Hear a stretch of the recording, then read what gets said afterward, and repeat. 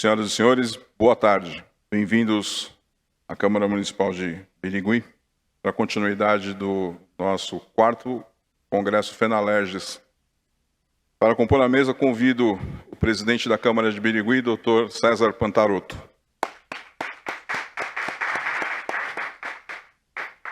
Convido também o presidente da FENALERGES, Eduardo Carrion. Convido o Dr. Yuri Ramon de Araújo, Procurador Legislativo da Câmara Municipal de Itaquaquecetuba e vice-presidente da APROLEGES. Passo a palavra ao Dr. César Pantarotto. Boa tarde a todos novamente. Estamos dando sequência ao nosso 4º Congresso da FENALERGES. É com muita honra que a gente recebe aqui o professor Yuri, né? E vou deixar que o nosso presidente da FENALERGES faça as vezes. Fique à vontade, presidente. Obrigado, presidente. Boa tarde a todas, a todos. Estamos chegando no momento final do nosso congresso, né? A última tarde. Vamos ter agora o Dr. Yuri Ramon, Câmara Municipal de Itaquaquecetuba, ele é procurador lá, vice-presidente da APROLEGES, Associação dos Procuradores dos Legislativos Municipais, né? E ontem a gente acabou conversando um pouquinho à noite, né, para trocar uma ideia. Ele é de Campina Grande, na Paraíba, né? Já passou em outros concursos, né, doutor? E é uma grande honra a gente poder recebê-lo. E logo depois do Dr. Yuri, nós vamos ter um painel sobre inovações, boas práticas das câmaras, com o nosso colega de Guarulhos, para trazer algumas novidades. Doutor, fique à vontade. Quer falar de pé, sentar, como você prefere? Antes de mais nada, quero agradecer a todos, agradecer à FENALERGES pela oportunidade, agradecer ao presidente por ter nos acolhido nesta Casa de Leis, esta edilidade que fiquei até maravilhado com a estrutura, uma câmara muito bonita, está de parabéns, presidente. E vou falar na tribuna que fica melhor, já deixei o material lá preparado para a gente poder discutir. Fique à vontade. Mais uma vez, cumprimentar a todos aqui presentes, tanto os que estão nos assistindo ao vivo, pelo YouTube, pelo Facebook. E é com grande alegria que eu venho aqui trazer alguns temas de suma importância para nossa atuação enquanto Poder Legislativo, alguns temas principalmente polêmicos, de certa forma, tendo em vista com o que está acontecendo no estado de São Paulo, coisas práticas que eu posso, não apenas, eu não quero criticar, na verdade quero dar uma explanação para que vocês possam refletir sobre o que vem ocorrendo no estado de São Paulo. Quero aqui agradecer também ao presidente da APROLEGES, doutor Nelson Flávio, que com certeza está nos assistindo, doutora Paula Arruda, presidente da Subseccional de Aguaí. Doutora, forte abraço. E vou dar início aqui a uns temas, espero que vocês tenham compreensão. Posso demorar um pouquinho ou não, a depender de como vai se situar. Uma das coisas interessantes que eu me deparei foi quando eu cheguei no Poder Legislativo da Câmara de Itaquaquecetuba. Por quê? Eu atuei enquanto procurador do município em Pernambuco, tive experiências do Poder Executivo, do que acontecia no dia a dia do Poder Executivo. E tinha uma certa até discriminação, um certo preconceito em relação aos membros do Poder Legislativo, ao próprio Poder Legislativo, porque eu não tinha conhecimento. No momento que ingressei na Câmara de Itaquaquecetuba, meus olhos se abriram e eu vi a importância do Poder Legislativo, a importância dos vereadores, a fiscalização que estes fazem em relação aos atos do Poder Executivo, em relação a ajudar a sociedade, e eu vi que o Poder Legislativo é um poder, sem sombra de dúvidas, que merece respeito, e merece a atenção da população, tendo em vista a sua importância primordial para a separação de poderes, para a harmonia entre esses poderes. E uma das coisas polêmicas que me veio na Câmara foi justamente a respeito do auxílio-saúde. Não sou a favor, nem sou contra. Vou apenas dar os fatos que está acontecendo no estado de São Paulo. Teve uns apontamentos na Câmara de Itaquaquecetuba, no qual os vereadores, até 2013, recebiam o benefício do auxílio-saúde, né? O ressarcimento de despesas com saúde, tinha esses benefícios. Os auditores do TCE fizeram apontamentos e disseram, não, o vereador não pode perceber auxílio-saúde, tendo em vista que é agente político e, além de ser agente político, recebe sua remuneração por subsídio. Subsídio este previsto no artigo 39, parágrafo 4º, sobre parcela única. Então, ele não poderia, em tese, perceber isso. O tempo passou, 2014, 2015, houve o cancelamento justamente desse benefício aos vereadores e no momento que houve a licitação, no momento que houve a contratação desse benefício para os servidores, no contrato dizia o quê? O vereador pode perceber, pode participar desse plano de saúde, desde que ele contribua 100%. Ele pague, a Câmara não vai bancar esse benefício. Tudo bem até aí.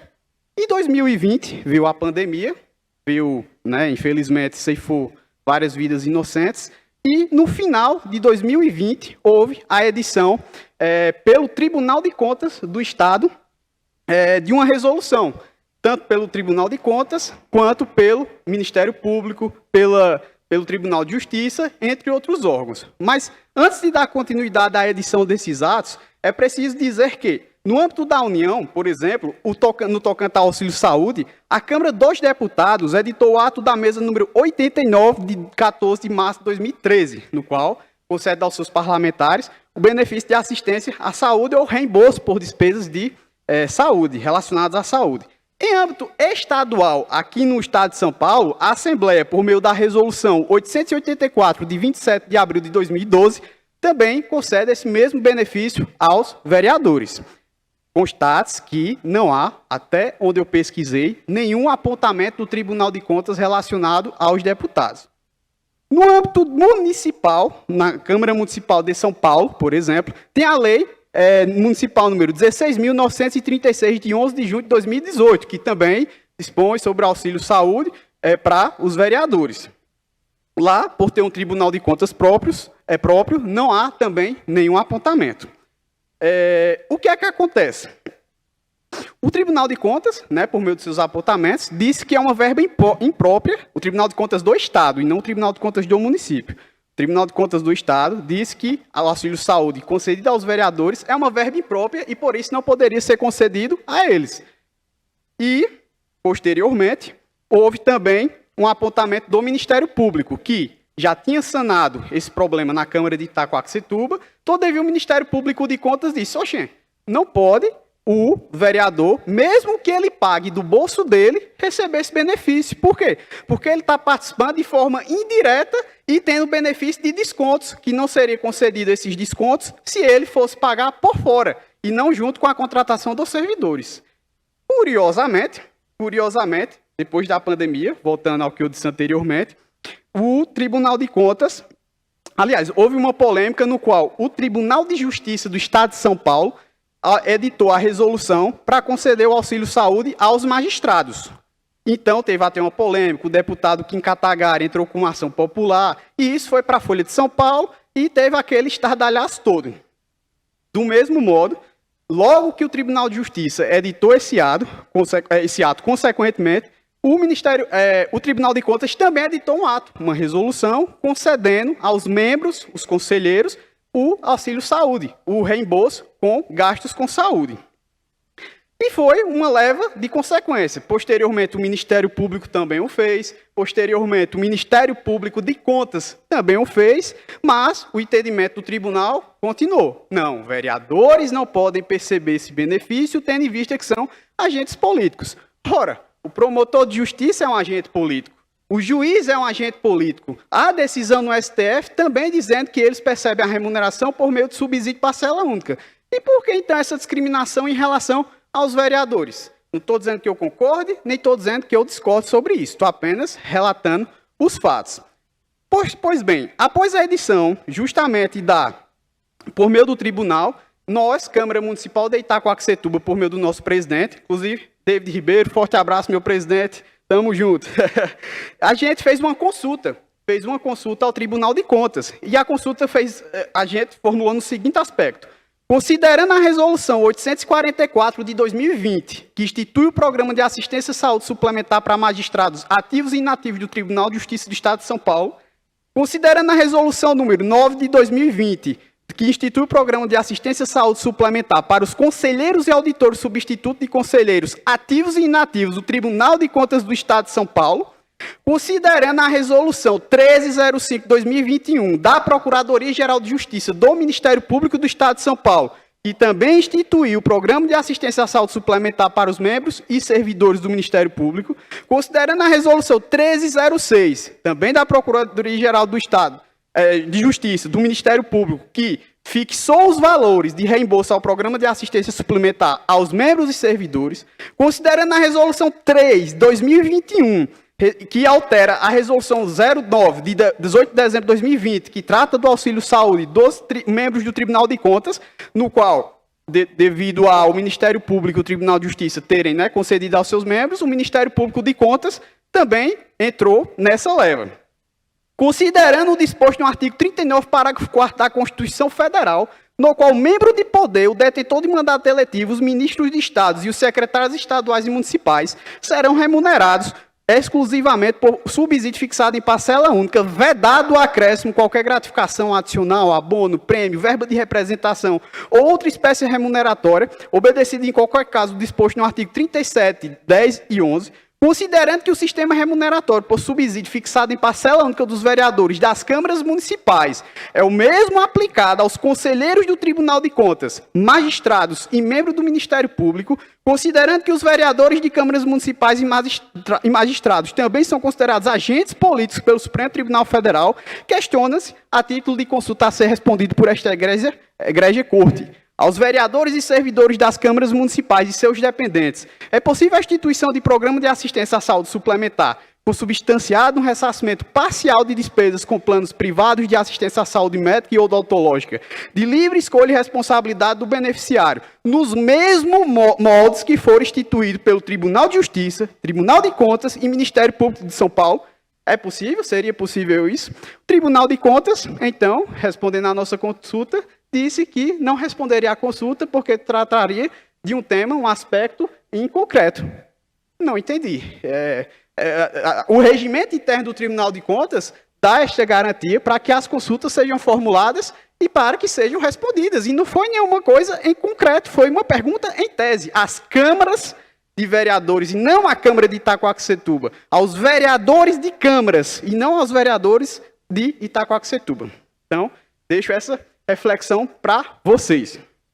Posteriormente, junto nessa discussão, eu tive conhecimento de que o Ministério Público do Estado de São Paulo, após a edição do Auxílio Saúde para seus membros, entrou com uma ação civil pública na Câmara de Taubaté, para que fosse proibido justamente esse benefício concedido aos servidores e aos vereadores. O juiz, de primeira instância, deferiu a liminar e ficou suspenso por mais de 1 ano esse benefício, ou seja, prejudicando os servidores e prejudicando os próprios vereadores. Por consequentemente, meu colega procurador legislativo, Guilherme Riquem, forte abraço, meu amigo, ele entrou com uma contestação informando, ora, nós fizemos nos mesmos modos do Ministério Público, nos mesmos modos da Assembleia Legislativa, nos mesmos modos do Tribunal de Contas, do Tribunal de Justiça, e a ação foi julgada improcedente. Pelo menos uma coisa boa em relação a isso.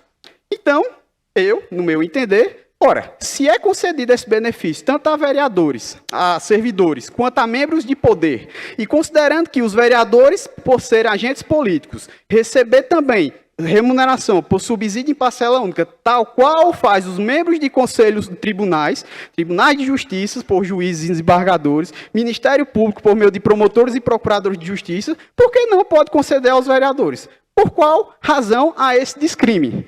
Isso deixo para vocês refletirem. Outra questão interessante, partindo para outro ponto, é em relação à transparência. E isso eu estou dando casos práticos, principalmente o que eu vivenciei na Câmara de Itacoaxetuba. O que é que acontece? Nós tivemos um apontamento dizendo que nosso portal de transparência, por exemplo, não era transparente. Havia dificuldade de ter acesso às informações. Portal de transparência esse, com apenas 2 a 3 cliques, você já tem tudo o que você quer saber, de contratos, de licitação, remuneração de servidores e qualquer outro aspecto. Todavia, fazendo uma pesquisa no Ministério Público do Estado de São Paulo, a transparência deles, fazendo uma pesquisa no Tribunal de Contas, a burocracia no Tribunal de Contas, você desiste no meio do caminho, de tantas perguntas e informações que você tem que dar para poder ter acesso, e muitas vezes, quando você já está na etapa final do processo, você não consegue ter acesso. E no Ministério Público, que, em tese, é o fiscalizador dos poderes, fiscalizador da legalidade, das normas, da Constituição, que também era para, em tese, com todo respeito, dar o exemplo, não o faz. Não há essa transparência dos membros e nem de servidores conforme deveria ser. O Tribunal de Justiça, todavia, porém, ele concede, sim, transparência completa, seja de magistrados, seja de servidores. Então, a gente, nesse apontamento, disse, ora, Tribunal de Contas, se o entendimento é de que a nossa transparência é incompatível com os apontamentos efetuados, então nos conceda prazo para que deixemos nossa transparência igual, ipsis literis, à transparência de vossas excelências, desse Conselho de Contas. Né? É mais uma reflexão aí que eu deixo para vocês, né? Sobre esse aspecto. O terceiro tema, que eu também acho interessante, e também envolvendo o Tribunal de Contas, ressaltos. Esses entendimentos que eu estou falando ocorrem no Tribunal de Contas do Estado de São Paulo, que não fiscaliza a Câmara de São Paulo, nem a Prefeitura de São Paulo, tendo em vista que esses dois órgãos têm Tribunal de Contas do município próprio. E tal qual os preletores que me antecederam ontem na palestra, informaram que há uma harmonia, tendo em vista que o Tribunal de Contas é um órgão auxiliar do Poder Legislativo, e não um poder que se sobrepõe ao outro, que, infelizmente, eu tenho visto acontecendo no Tribunal de Contas do Estado de São Paulo. Verba de gabinete. Verba de gabinete. Outro ponto polêmico que eu quero trazer para vocês é que, na Câmara dos Deputados, a exemplo, foi concedida a verba de gabinete, pelo menos na última pesquisa que eu fiz, no valor de R$ 111.675,59, nos termos do ato da mesa número 117, de 31 de agosto de 2016. E as despesas com até 25 secretários parlamentares, cuja contratação desses secretários é efetuada pelo próprio deputado federal. Em âmbito estadual, a Assembleia do Estado de São Paulo concede também aos deputados a verba mensal de até 760 UFESPs, denominado de Auxílio de Encargos Gerais de Gabinete de Deputado, destinados a cobrir gastos com funcionamento e manutenção de gabinetes, nos termos da Resolução ALESP 822, de 14 de dezembro de 2001.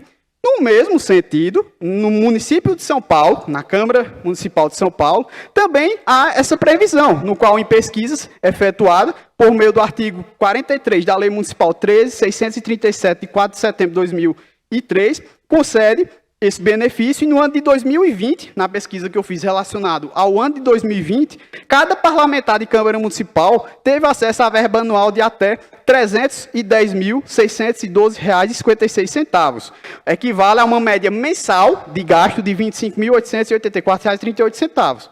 Ou seja, no âmbito da União, há a concessão de verba de gabinete, no âmbito do Estado, há a concessão de verba de gabinete, na Câmara de São Paulo, há a concessão de verba de gabinete. Todavia, o Tribunal de Contas do Estado disse que, tirando a Câmara de São Paulo, que é fiscalizado por outro órgão de fiscalização, o TCM São Paulo, os vereadores não podem ter verba de gabinete. E eles têm, inclusive, um material, um manual sobre isso, dizendo que não, que isso é até motivo de reprovação de contas. Nesse contexto, o Tribunal de Contas não tem admitido a concessão desses recursos, verba de gabinete, auxílios em encargos gerais de gabinete de vereador, no âmbito de câmaras municipais. Ou seja, até então, mais uma vez, eu tenho visto que nosso órgão de fiscalização, com todo respeito, sem qualquer questionamento que possa ser efetuado, e está tendo uma amarração em face do Poder Legislativo. Não está deixando o Poder Legislativo ser o Poder Legislativo. O órgão que era para auxiliar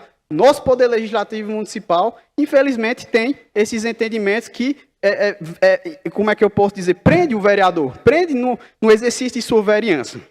Agora vamos para o quarto tema, também que veio acontecendo agora em face dos servidores municipais, um tema que eu acho muito caro, tendo visto que aconteceu isso no município de Itacoaxetuba, adicional de nível universitário. Como vocês bem sabem, vários municípios no estado de São Paulo têm concedido a verba de adicional de nível universitário para os seus servidores, para que eles sejam qualificados, para que eles estudem, para que possam trazer um conhecimento a mais na sua atuação da municipalidade, no trato com a coisa pública. Ou seja, um servidor qualificado é um servidor que, com certeza, vai prezar pela legalidade, vai prezar pela economicidade, vai prezar pela impessoalidade e vários princípios esculpidos em nossa Constituição Federal e estadual e nas suas leis orgânicas.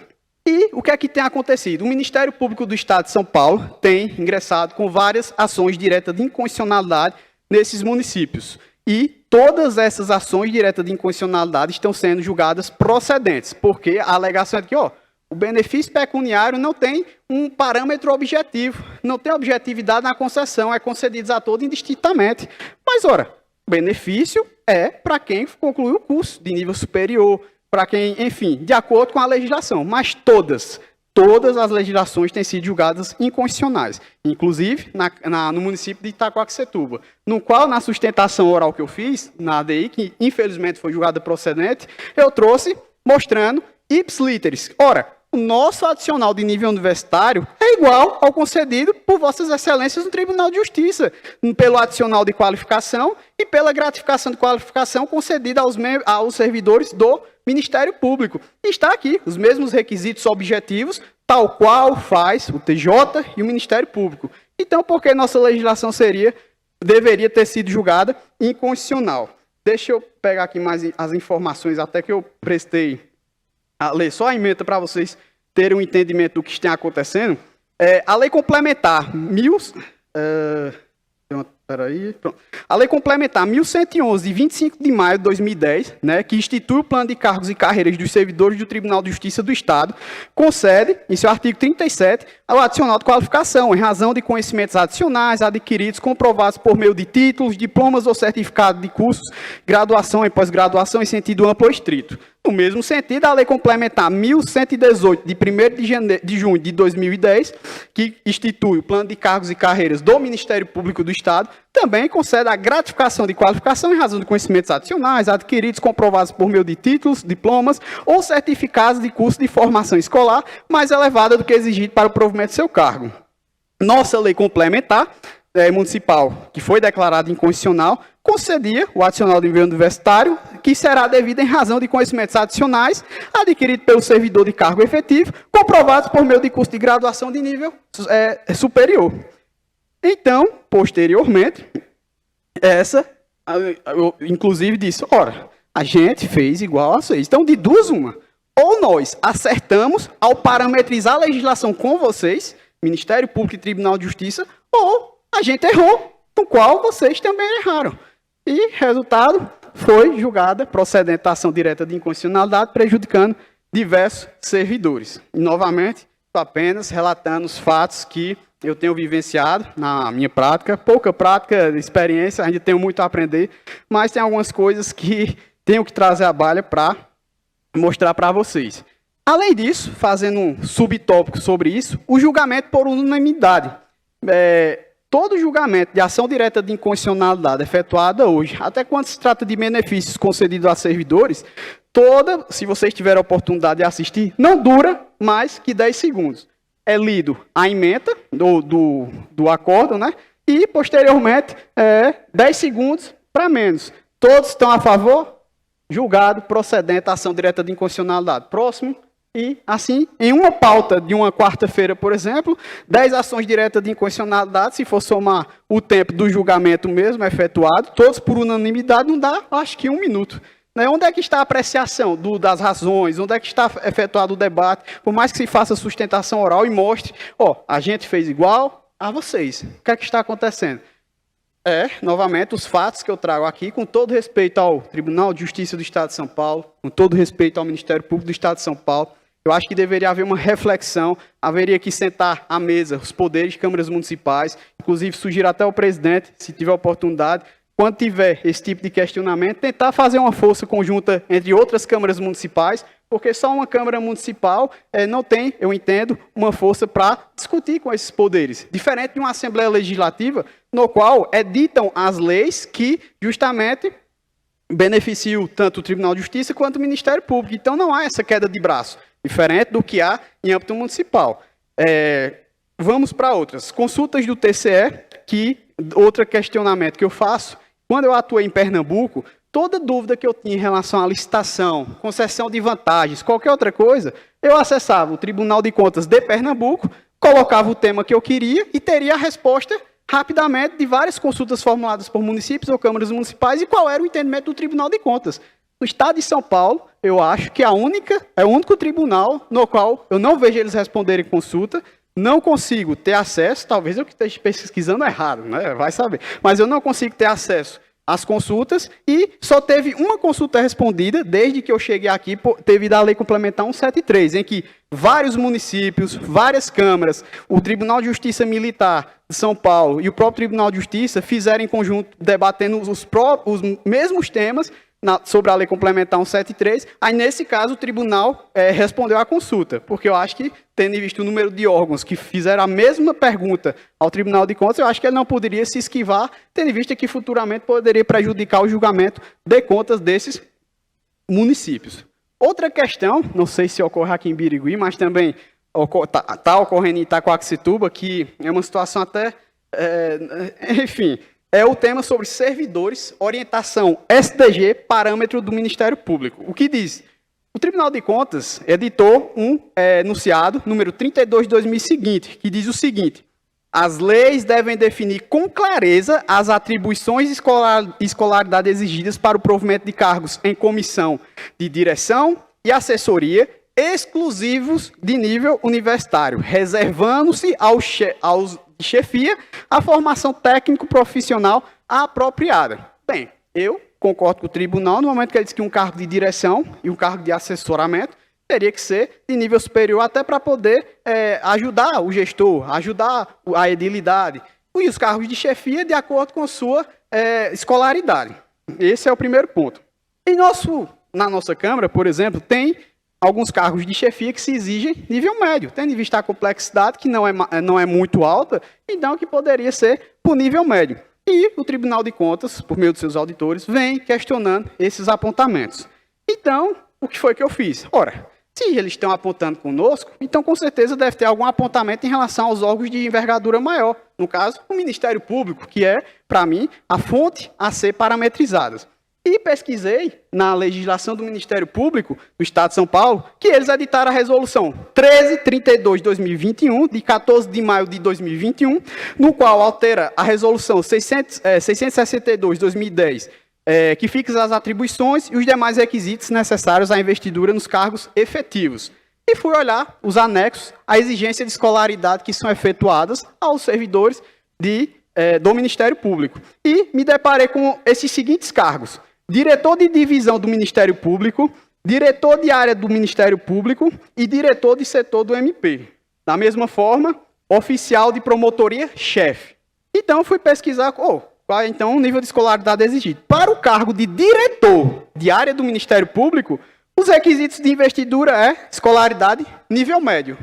Então, já está em afronta ao entendimento do Tribunal de Contas. Eu não me recordo de ter visto nenhum apontamento do Tribunal de Contas em relação a isso, ou que ensejasse a reprovação de contas do Procurador-Geral de Justiça. Esse é o primeiro ponto. E fui, mas lá na frente, diretor de setor do Ministério Público. Qual o requisito para sua escolaridade de investidura? Escolaridade nível médio também. Fui, mais uma vez, pesquisando, auxiliar de promotoria-chefe. Chefia, pelo menos em nível médio, deve exigir. Escolaridade, nível básico. Oficial de promotoria, chefe. Escolaridade, nível médio. Novamente, eu não me recordo de ter visto nenhum apontamento do Tribunal de Contas sobre esses cargos, ou que ensejasse ou prejudicasse as contas serem prestadas pelo Ministério Público. E por que nas câmaras municipais há uma exigência tão forte, há uma exigência que vem reprovando contas de gestores, principalmente de presidentes, no qual as contas julgadas pelo prefeito, se forem julgadas irregulares, a Câmara ainda pode, se forem pelo parecer prévio, opinativo para que sejam julgadas, improcedentes, enfim, a Câmara ainda pode fazer o julgamento e dizer, não, a gente não concorda com o posicionamento do TCE. Todavia, o presidente da Câmara, se fizer qualquer ato que contrarie o TCE, e mesmo às vezes tendo razão, terá suas contas reprovadas imediatamente. Então, onde é que está a parametricidade? Onde é que está o princípio isonômico? Onde é que está a questão de garantias? Como é que está essa questão? Por que essa discriminação, esse discrimínio em relação às câmaras municipais? Por que não faz na Assembleia Legislativa, no Ministério Público, no Tribunal de Justiça? É apenas as câmaras municipais, o lado mais fraco da corda, é um pensamento a se refletir. Da mesma forma, a Lei Complementar 1111, de 25 de maio de 2010, que trata da estrutura dos órgãos do Tribunal de Justiça, tem a questão do chefe de seção judiciária. Chefe de seção judiciária, que o requisito é ensino médio completo. Da mesma forma, oficial de gabinete judiciário é o ensino médio completo. E por que, nas câmaras municipais, a exigência de que os chefes tenham que ter nível superior? Se o próprio enunciado SDG, editado pelo Tribunal de Contas, fala categoricamente que tem que ser a escolaridade apropriada. Então, quer dizer que as câmaras municipais não têm o poder de dizer o que é apropriado ou não, porque, novamente, eu volto a dizer, o Tribunal de Contas é o órgão para auxiliar o gestor das câmaras municipais e não para ser hierarquicamente superior ou impor os seus entendimentos. E sim, tem que haver um diálogo. E, posteriormente, até responder consultas, o que eu não vi, é muito difícil o tribunal responder consultas, e eu deixo para vocês, inclusive na apreciação de contas, na defesa que fizemos, colocamos. Então, por qual motivo a Câmara Municipal de Itacoaxetuba incidiria em irregularidades? Basta efetuar um simples comparativo entre o que está ocorrendo no Ministério Público e no Tribunal de Justiça de São Paulo e a Câmara Municipal de Itacoaxetuba. Então vai ter situações iguais, todavia com tratamentos distintos, com tratamentos díspares.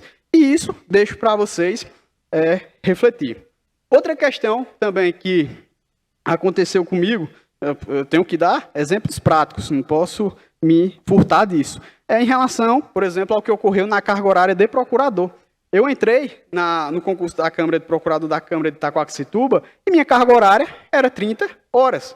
Todavia, o Ministério Público de Contas opinou dizendo que não, que a carga horária deveria ser 40 horas e que deveria ser julgada irregular.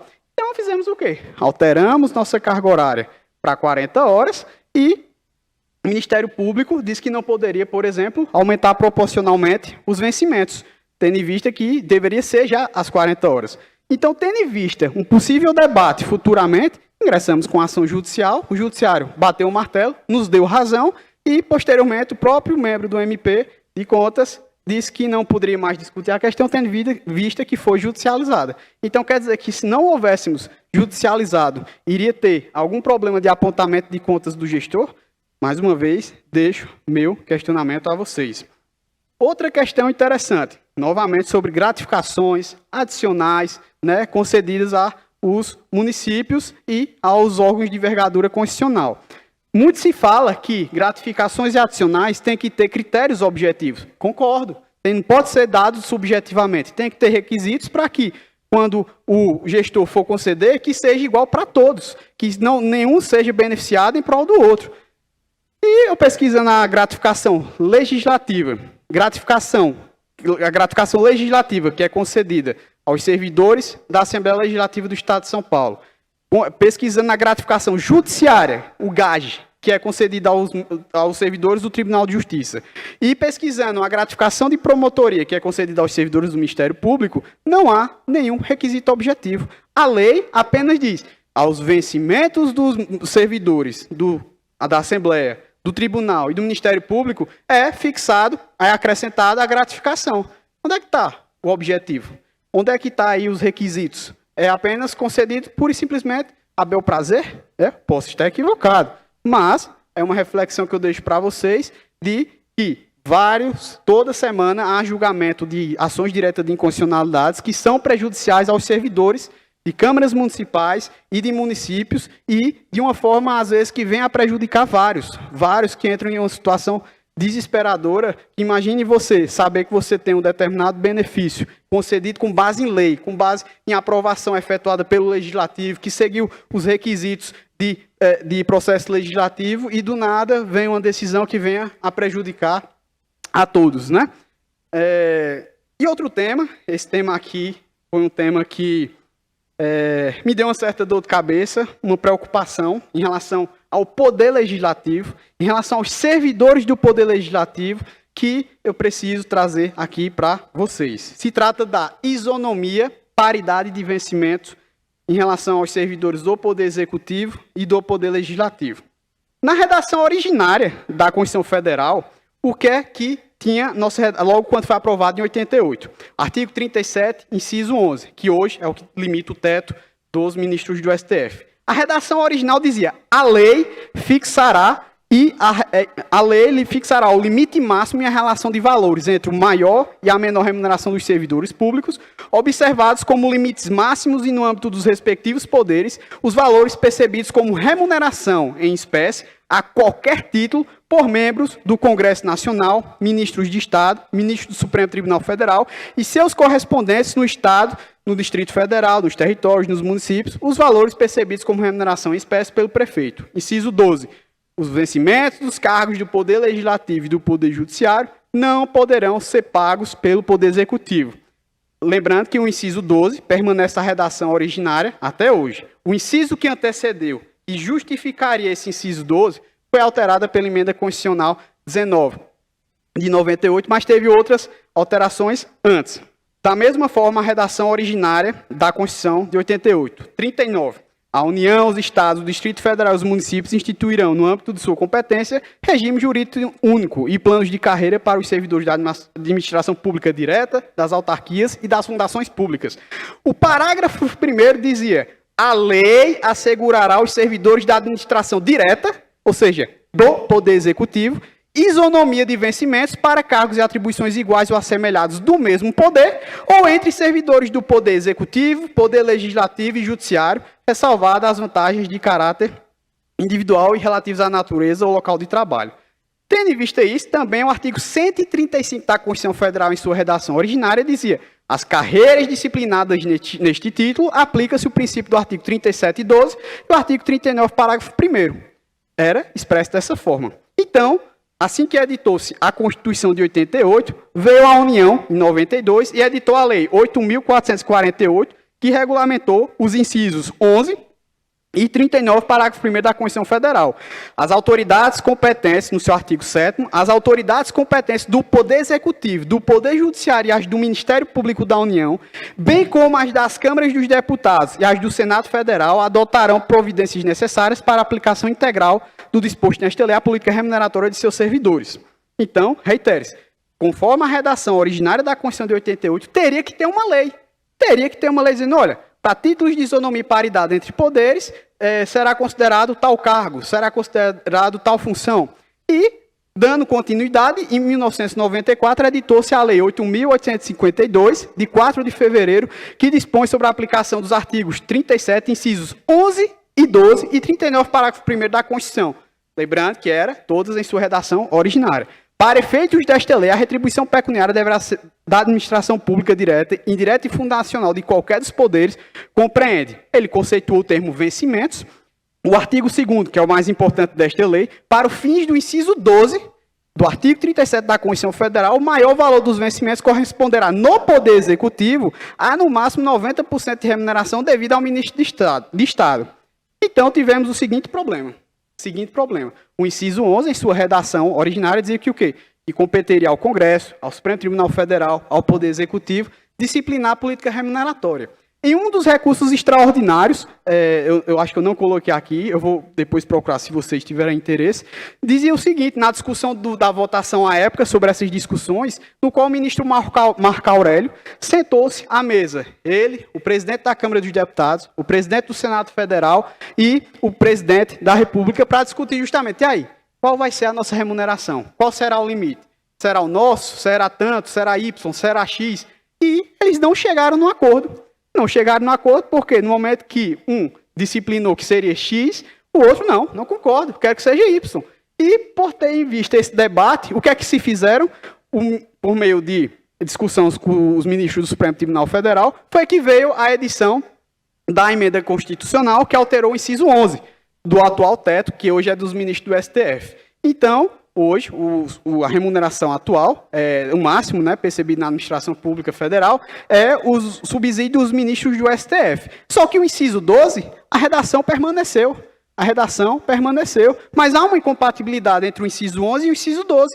Como é que vai dirimir isso? Até porque no artigo 39, parágrafo 1º, também houve essa alteração. Tendo em vista que a súmula 37, um dos motivos de discussão, espera um momento, pronto. A súmula 37, súmula vinculante, diz o quê? Que o judiciário não poderá fazer o papel da isonomia para aumentar os vencimentos dos servidores. Então, o que é que acontecia? Tendo em vista ainda a redação dessas leis, vários servidores olhavam do vizinho, o cargo de servente da Câmara Municipal ganha mais do que o cargo de Poder Executivo. Então, começaram a fazer muita judicialização para que houvesse aumento com base na isonomia. E o Poder Judiciário, assoberbado de ações, fez que não temos essa prerrogativa. Essa prerrogativa é entre as câmaras municipais, por exemplo, e o Poder Executivo de fazer o processo legislativo conforme deveria ser. E, então, houve alteração pela emenda 19, que, aliás, eu procurei a fundamentação da exposição de motivos.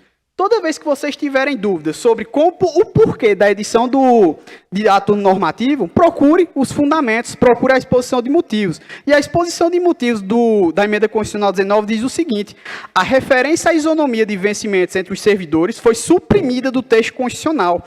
Pretende-se que o tema venha a merecer adequado e oportuno equacionamento como componente inerente a uma consistência política de recursos humanos e não como direito subjetivo do servidor, que sujeita a administração a todo tipo de pressões e demanda por equiparação salarial. Esse é o primeiro ponto. Então, o que é que acontece? Posteriormente, após a edição da emenda 19, houve alteração do artigo 11, 37 da Constituição e o 39, parágrafo 1º, que antes dizia: a lei garantirá isonomia quando os cargos forem assemelhados.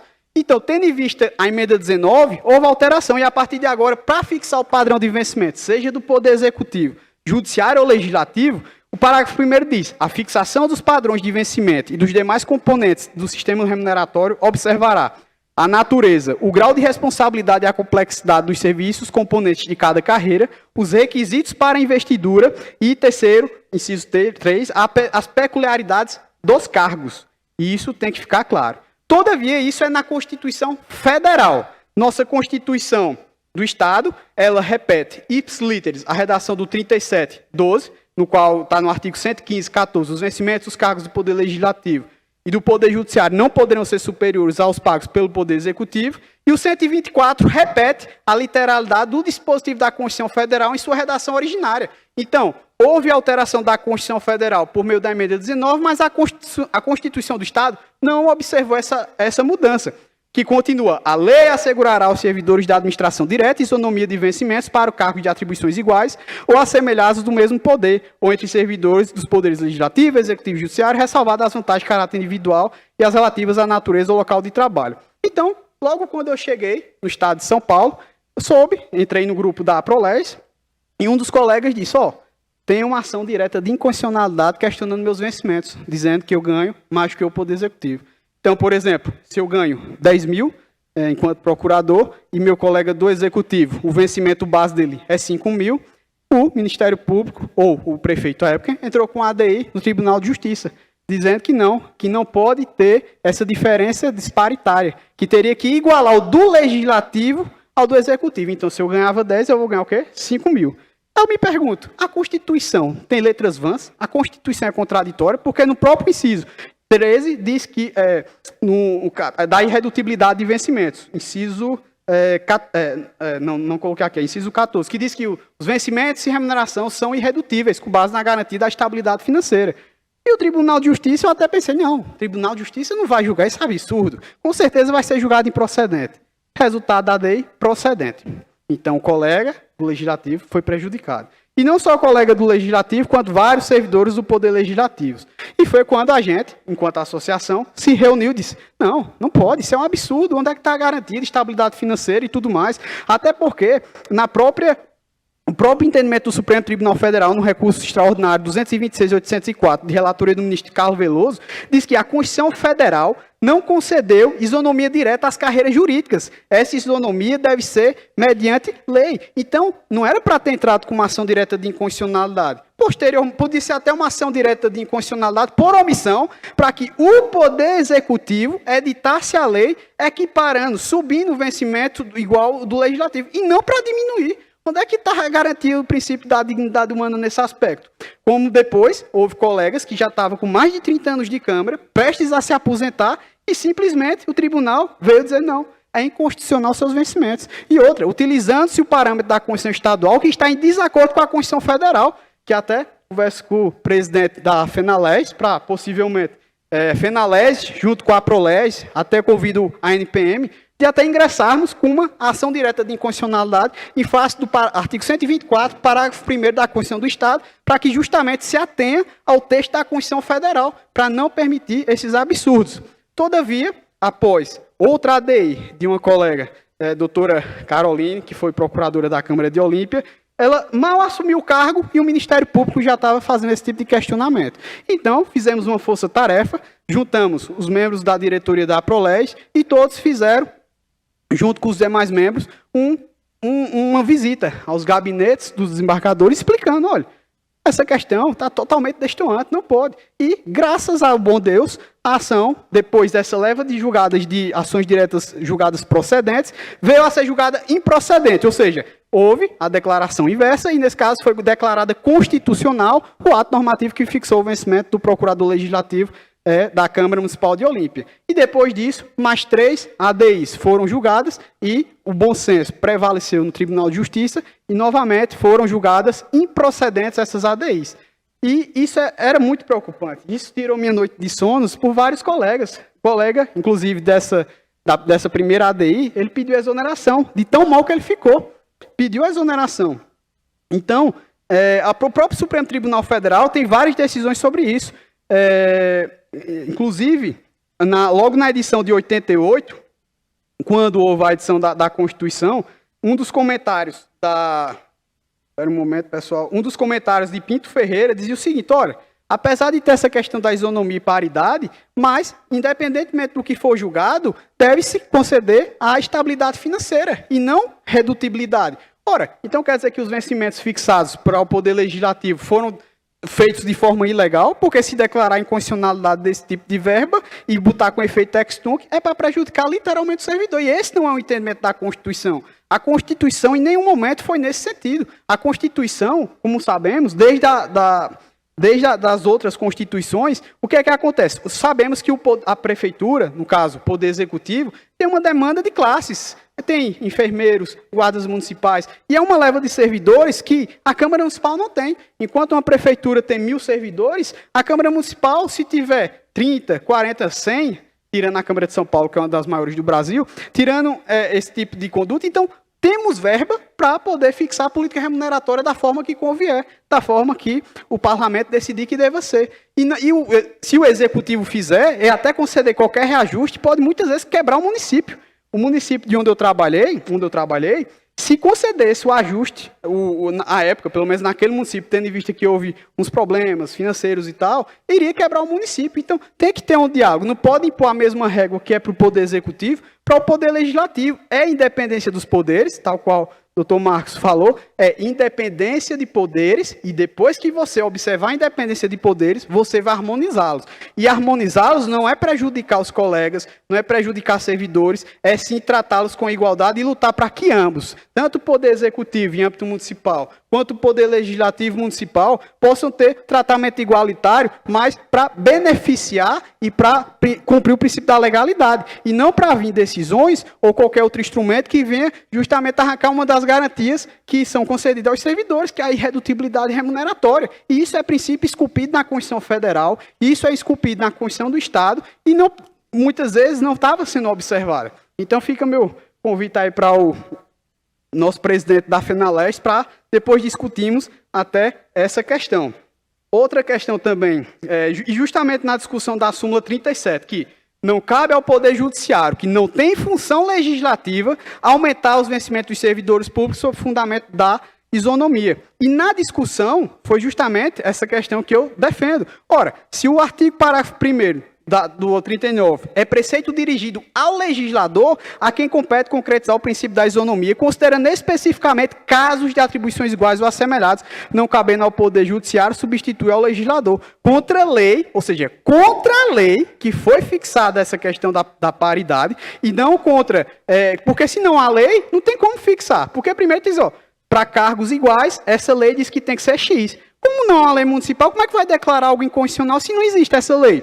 Contra a lei que viola o princípio da isonomia é cabível no âmbito do controle concentrado a ação direta de inconstitucionalidade por omissão, que é para justamente o Poder Executivo editar a lei e poder igualar os vencimentos. E não para diminuí-la. Porque isso está sendo omissão do Poder Executivo.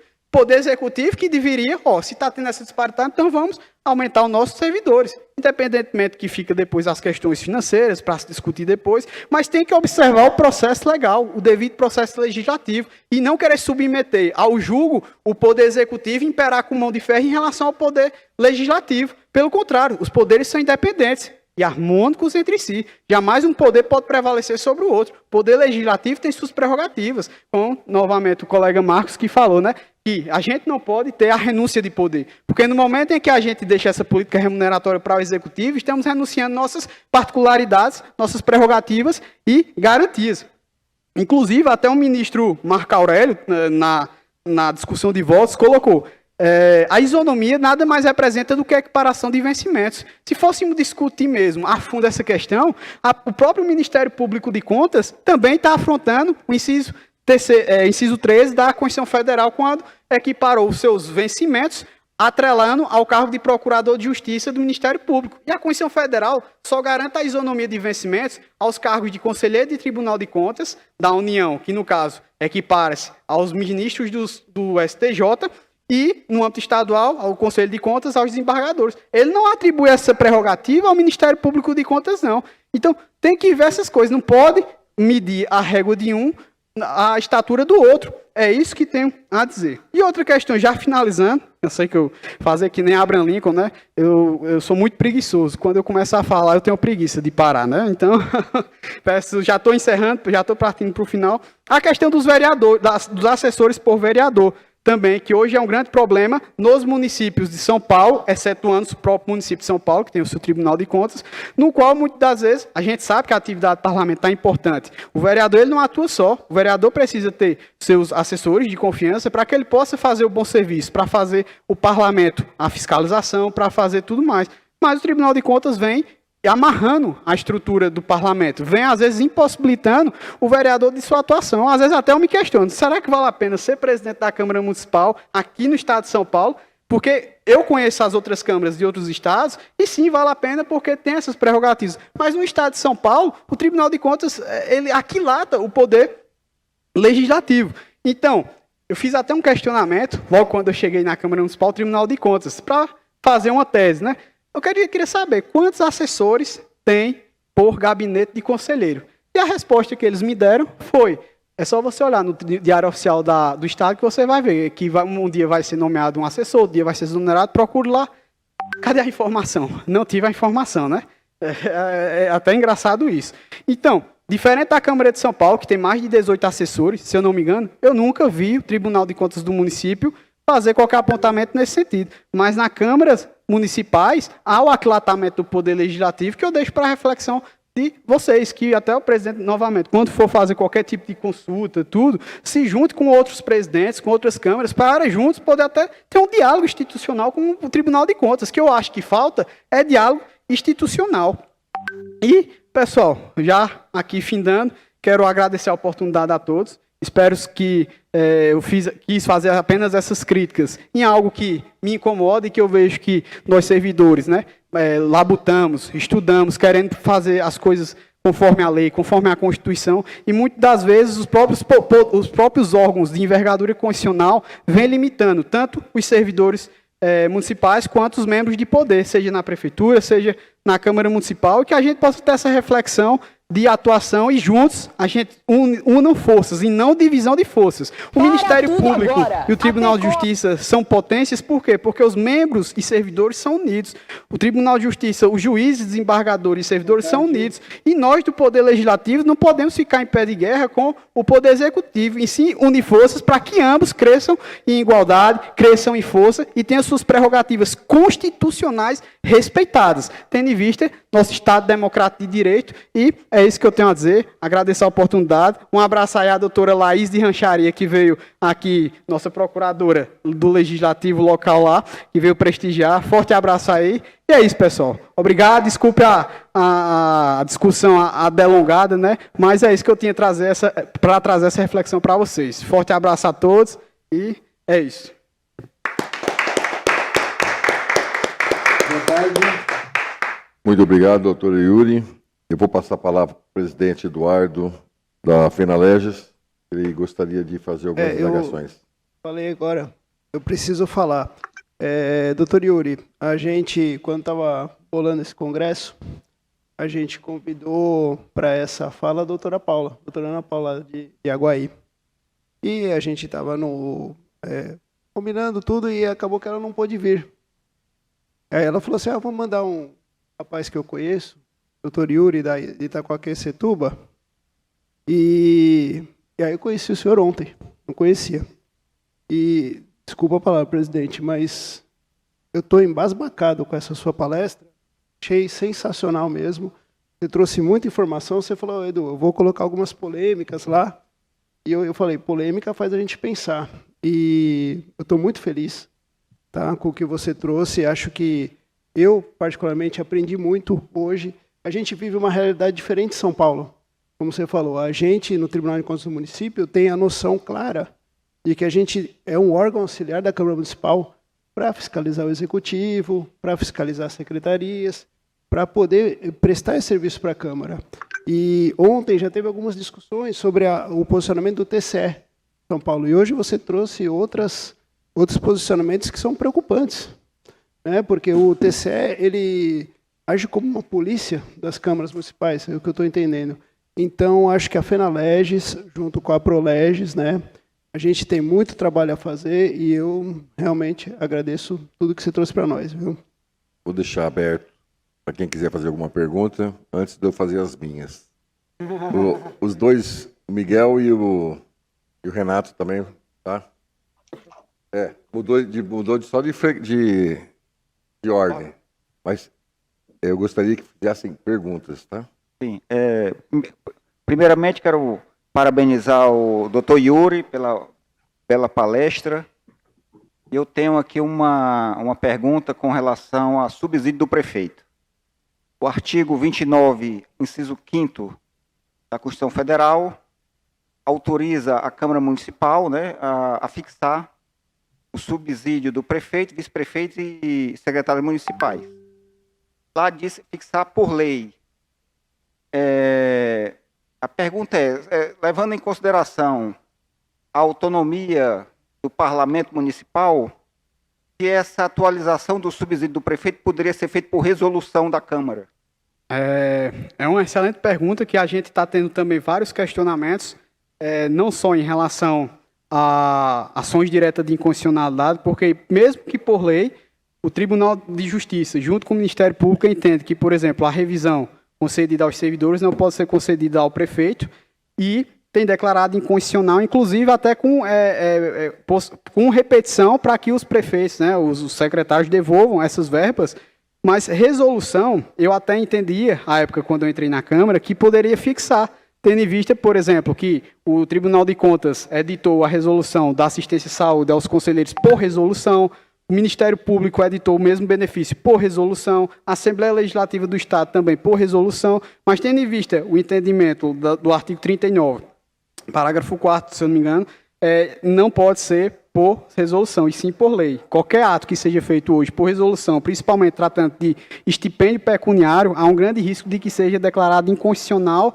e até com outras consequências maiores, como de câmaras municipais que eu já vi, no qual, através de ação civil pública ou ações diretas de inconstitucionalidade, no qual os membros do poder tiveram que restornar valores recebidos, e valores recebidos até com vários anos. Então, teve gente que ficou com uma dívida enorme, injustamente, no meu entender, mas toda vantagem pecuniária tem que ser fixada por lei, por mais que seja prerrogativa do Legislativo ou da Prefeitura, tendo em vista a alteração pela emenda constitucional efetuada na Constituição Federal.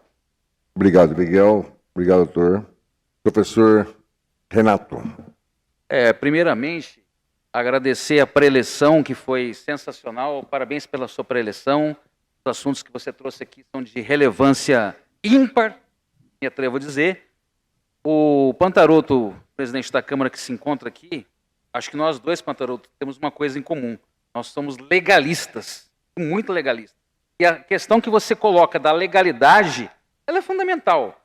Também seria importante que as pessoas entendessem a importância do legislativo, não só do legislativo municipal, mas do legislativo estadual e do legislativo federal. E aí, como comentário ou como sugestão, talvez, primeiramente, antes de colocar todas essas questões, foram colocadas de maneira muito intrincadas, com uma certa tecnicidade, e é peculiar aos operadores do direito, como é Vossa Senhoria, me refiro com todo respeito a Vossa Senhoria, a gente deveria colocar essas questões para que as pessoas entendessem a importância do que se faz no legislativo, a importância dos funcionários do legislativo e da qualificação e das remunerações e outras, digamos, que chamam-se benesses, que não são, para que o legislativo ou os legislativos atuem de forma a beneficiar a municipalidade e a coletividade, que é a função do legislativo. Muito bem colocada por Vossa Senhoria. Então, eu gostaria que você discorresse sobre essas palavras que eu coloquei. Eu não coloquei com a tecnicidade que ele é peculiar, mas fiz de acordo com a minha formação, enfim.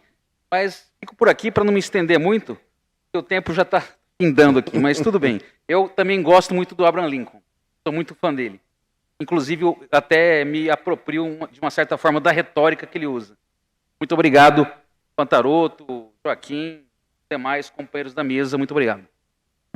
Agradeço pelas palavras, e é exatamente como eu falei, né? Atuei no Poder Executivo e vi como é que funciona as questões primordiais, políticas públicas, como é efetuada a execução de leis orçamentárias, a execução de gastos, de administração, e tive a honra de ingressar no Poder Legislativo e ver a importância. Eu mesmo, antes de ingressar, eu tinha um certo preconceito.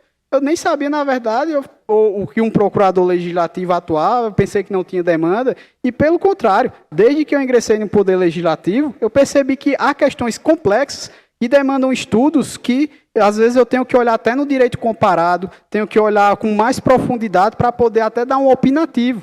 Da mesma forma, são os servidores do Legislativo que fazem a Casa de Leis funcionarem. Se não fossem nós, servidores, com certeza não teria a fiscalização do Poder Executivo, não teríamos a tecnicidade de leis, porque a lei não é você colocar no papel, não é você Ctrl-C ou Ctrl-V, vi na Câmara Municipal ou Prefeitura uma lei X, e você vem, Ctrl-C, Ctrl-V, e coloca as mesmas palavras. Não, cada legislativo tem sua particularidade no município, e não é de toda forma, tem que ter um estudo. Eu tive que me aprofundar muito na legística, no processo legislativo, de criação de normas, de redação, porque às vezes uma palavra dá vários sentidos, dá vários contextos, e é o que eu digo. O poder legislativo é de suma importância na nossa democracia. É um poder que eu tenho um apreço enorme, amo mesmo, de paixão, como eu posso dizer.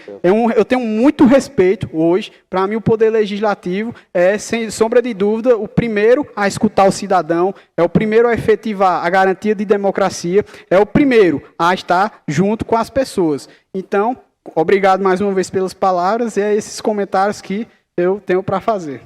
Doutor Yuri, mais alguma pergunta? Primeiramente, eu quero agradecer. É muito bom ver um jovem, né? Eu vejo na sua figura um jovem, né?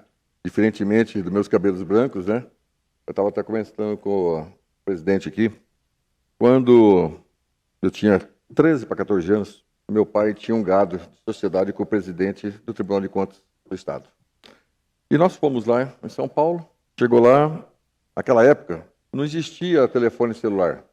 Era um aparelhinho que você apertava o botão, a secretária falava com a pessoa e a gente acabava escutando. E ele chegou e falou assim: presidente, o governador quer falar com o senhor. Não, fala para ele que eu não quero falar com ele, estou ocupado. Mas aí ela insistiu, falou: mas o presidente é o governador. Me passa aí que eu vou atender ele. Aí muitos, né, pegou o telefone e falou: senhor governador, o senhor está bom? olha, o negócio é o seguinte, senhor governador. O senhor faz o que eu pedi, ou então eu não aprovo as suas contas. Então, eu não estou pedindo, estou mandando que o senhor faça aquilo que eu solicitei.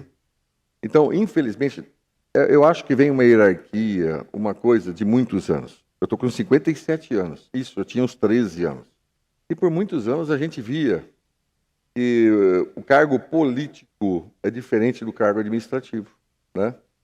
E hoje, a gente sabe, Assembleia Legislativa, por que o Ministério Público, muitas vezes, porque a gente sabe quem aprova os subsídios do Tribunal de Contas e tal, é o Legislativo.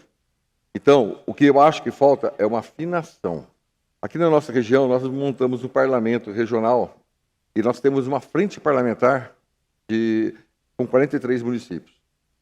Então, eu acho não, tenho certeza, que nós temos que sentar e conversar justamente sobre isso. Porque eu me sinto incapaz de fazer muitas coisas que eu poderia fazer no meu município, porque, olha, não faz isso que o Tribunal de Contas não vai aprovar. Olha, não faz. Então, tem muitas coisas que a gente gostaria de fazer dentro da legalidade e que a gente tem medo de um apontamento e não ser depois ter a oportunidade de defesa. Porque a gente fica naquela, olha, se eu fizer isso aqui, olha, teve um município que fez isso semelhante e está respondendo um processo. Né? Hoje mesmo chegou 2 documentos aí de ex-presidentes que vão ter que pagar multa. Então, infelizmente, eu não sei o que acontece. Se a gente passa a ser mal visto no contexto geral, né? Porque a pessoa, você fala assim, é que nem eu estava conversando com o Marcos ontem, eu falei assim, eu não tenho vergonha de dizer que eu sou vereador, mas eu tenho cisma de ser presidente da Câmara, porque eu respondo com meus bens durante muitos anos, mesmo sabendo que eu não estou fazendo nada errado. Mas na minha cabeça, agora, e quem vai julgar? Será que sabe por que foi feito? Como foi feito? Será que ele vai, de fato, pegar minha defesa e vai ler na íntegra as justificativas por que foi feito e como foi feito? Ou vai ser os 10 segundos? Então, muitas coisas a gente deixa de fazer, que poderia ser para o bem do município, com medo de uma sanção pecuniária lá na frente. Eu me sinto, muitas vezes, constrangido de não poder fazer o que eu acho que é certo, né? Porque o Tribunal de Contas já puniu alguém por fazer semelhante. Não sei se ele fez igual ele iria fazer, mas semelhante. Então, é difícil. Eu concordo com o senhor que a gente fica um pouco podado, né? A gente fica muito limitado. E é muito comum um vereador chegar nessa tribuna aí, nesse púlpito aí, e dizer, eu não sabia que eu era tão impotente, eu não posso fazer nada no meu município, que eu não tenho a caneta na mão. E se tivesse, também a gente sabe que o Poder Executivo também, mesmo tendo a caneta na mão, não consegue fazer tudo o que precisa fazer. Né? Então, infelizmente, tinha que sentar todo mundo e vamos governar junto, vamos construir para a população e deixar as picuinhas, coisas menores para trás. Porque queira ou não queira, eu moro no estado de São Paulo, eu moro dentro da cidade de Birigui, se a cidade vai bem, eu vou bem, se o estado vai bem, eu vou bem. Agora, não tem, lei é única. A lei do Pernambuco, a lei de São Paulo é única. É como se aplica. É como se aplica. Então, a lei é igual... A Constituição diz que a lei é igual para todo mundo. Mas, infelizmente, a gente sabe que o peso da caneta muda, dependendo da mão de quem esteja. Então, é isso que eu sinto. Eu estou fazendo um desabafo, senhor, porque eu sinto, muitas vezes, que eu quero fazer uma coisa aqui na Câmara. Eu tenho vontade de fazer alguma coisa diferente. Olha, não faz isso, porque o Tribunal de Contas vai te fazer apontamento, não vai dar certo. É uma coisa difícil. Mesmo sabendo que muitas coisas, eles já fizeram esses apontamentos, muitas pessoas erraram. Se não tivesse a fiscalização deles também, tenho certeza, seria uma bagunça. Mas eu acho que eles poderiam. Ele não é um órgão consultivo, mas eles poderiam a gente poderia levar um projeto e falar assim, olha, eu tenho essa intenção de fazer isso, o que vocês acham? Vocês poderiam me aconselhar? Posso fazer? Você acha que tem algum dolo aqui? Tem alguma coisa que pega? Mas se você levar uma consulta dessa, eles falam assim, eu não sou um órgão consultivo. E aí a gente fica órfão de pai e mãe. Tá? E esse é o meu desabafo. Mas gostaria de parabenizar o senhor, tá? E dizer que eu tenho essa esperança também, que um dia a gente fosse visto não como ser político, não como aquela pessoa que quer usufruir do bem público, e sim construir um bem público. Muito obrigado por o senhor ter vindo aqui, pela sua experiência. Eu gostaria de agradecer muito a FENALERGES, porque, para mim, está sendo uma faculdade. Coisas que eu nunca aprendi. Em 5 anos de vereador, eu estou aprendendo em 2 dias. Coisas que eu nunca escutei ninguém falar abertamente. Então, muito obrigado. Eu aqui agradeço também, mais uma vez, a oportunidade por ter aberto a casa para a explanação de temas tão importantes e concordo com as palavras proferidas, até porque na atuação na Câmara Municipal eu vejo os presidentes que passaram, todos querendo fazer coisas e nenhum com o intuito de praticar ilegalidades. Por isso que hoje eu gosto muito do Poder Legislativo, porque eu vivencio isso. E eu vejo que as intenções são boas. Eles, a gente só quer fazer tudo conforme a lei. E muitas vezes, mesmo querendo fazer as coisas conforme a lei, há esse impedimento por meio do Tribunal de Contas, que falta esse diálogo.